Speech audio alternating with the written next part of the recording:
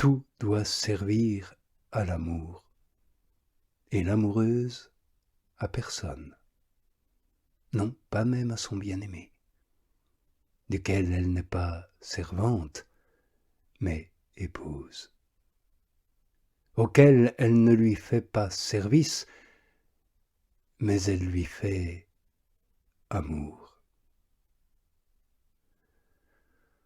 Oh, que cette divine volonté sur nous est aimable, amiable, désirable. Ô Seigneur, ne permets pas que je la transgresse en rien. Fais que jamais ma volonté ne soit faite, mais la tienne. Les âmes nobles, amis, font tout ce que Dieu témoigne d'agréer. Mon âme s'est écoulée, soudain que mon bien-aimé a parlé.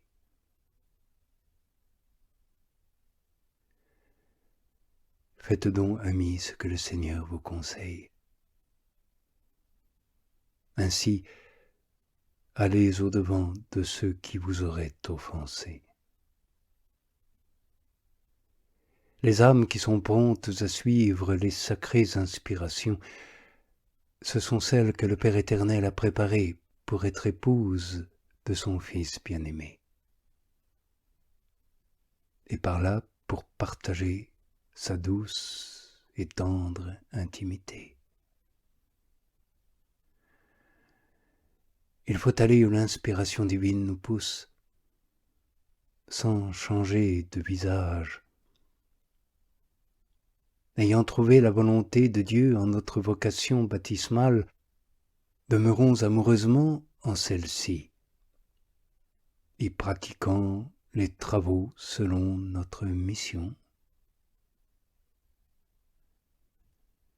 Une des bonnes marques de la bonté de l'inspiration, et particulièrement des extraordinaires, est la tranquillité du cœur et l'humilité de l'esprit.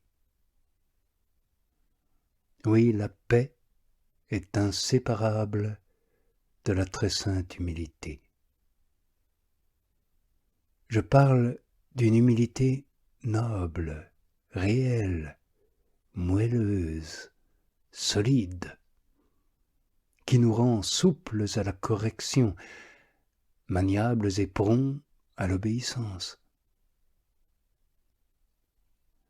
En somme, les trois meilleures marques d'une légitime inspiration sont la persévérance contre l'inconstance et la paresse, la douceur de cœur contre les inquiétudes et les empressements,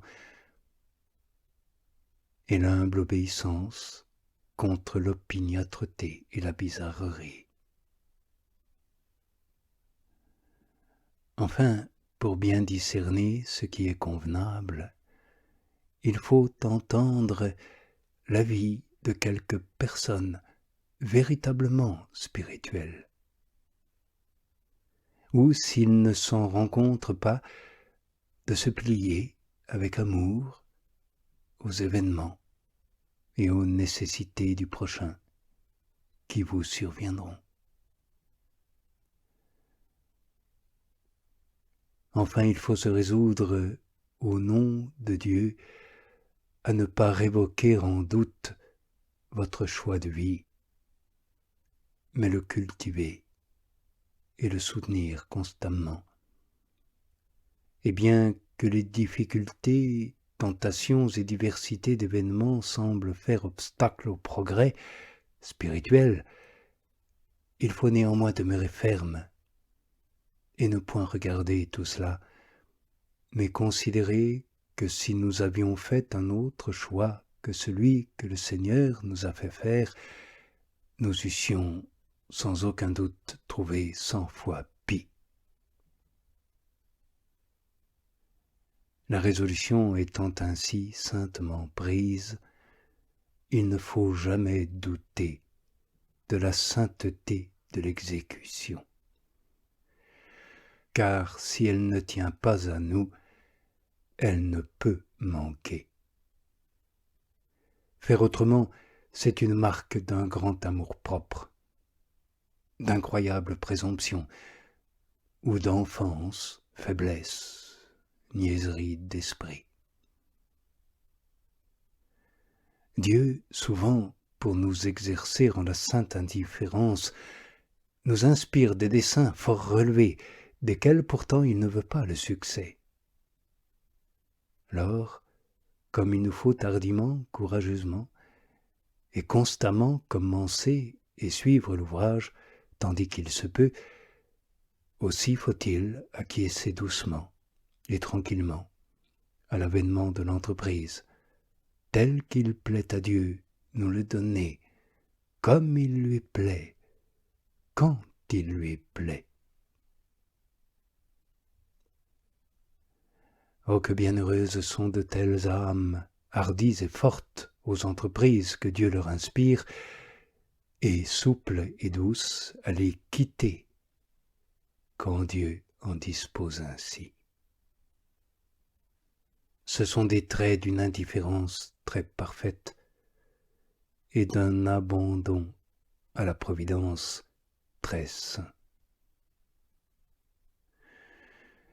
Par nous-mêmes, nous voulons au contraire que tout ce que nous avons entrepris réussisse, et nous travaillons fort à cela, et lorsqu'un obstacle se présente, nous nous tournons vers Dieu en parole, mais sans omettre de nous tourner vers nous-mêmes et le monde en acte.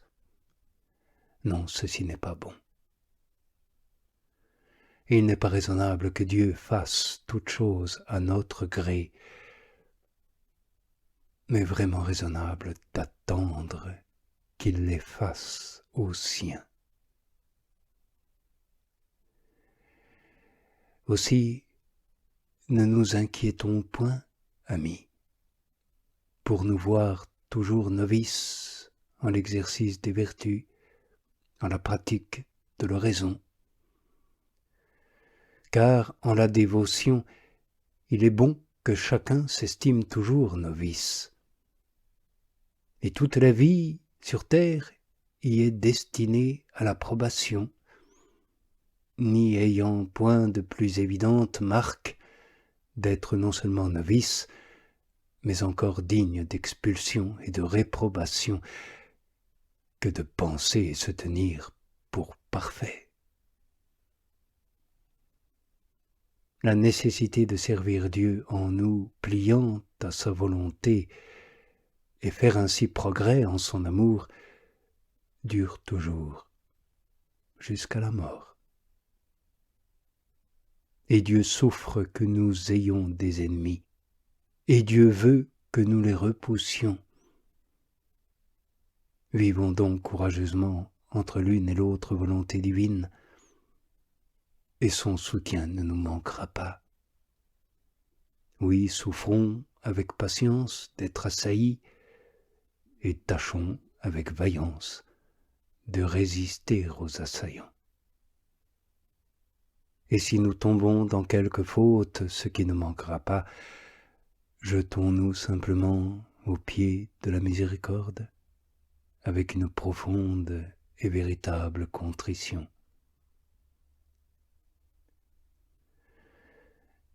Car on ne peut détester assez ses péchés quand on ne veut pas les réparer par une juste contrition. Les brèves oraisons qui jaillissent du cœur, où la repentance suppliante élève l'âme à Dieu, et la réunissant à sa honte, obtiennent sans doute le pardon, en vertu du saint amour qui lui en donne le mouvement sacré. Ainsi devons-nous faire, amis, force oraison à tout moment, en tout lieu, par manière de repentance, répandant nos âmes amoureusement devant le cœur pitoyable du Sauveur, qui ne manquera pas de le recevoir à merci. Et les causes de nos chutes viennent bien souvent de ce que nous nous laissons séduire par notre propre estime. Nous retournons sur nous-mêmes et entretenons nos esprits parmi les créatures. Les esprits vils, paresseux et adonnés aux satisfactions et ambitions extérieures n'appréhendent pas assez le péché véniel. Aussi tombent-ils sans y prendre garde et se laissent-ils souvent surprendre au mortel. Or, l'amour est séparé de l'âme par le péché. Et il y reste une certaine ressemblance d'amour qui nous peut rester et nous tromper sur notre état de grâce. Ainsi, l'habitude que nous avons dans la pratique de certains actes de vertu, lesquels sont pratiqués sans désir ni charité véritable, ne sont seulement que des représentations ou des simulacres de vertu, et nous éloignent peu à peu de notre Créateur et Sauveur. Ainsi, posons souvent de petits actes de contrition, de petits actes de louange, de petits actes de demande toute simple, comme un enfant le ferait à sa mère, à son père, comme un enfant le fait à son Créateur.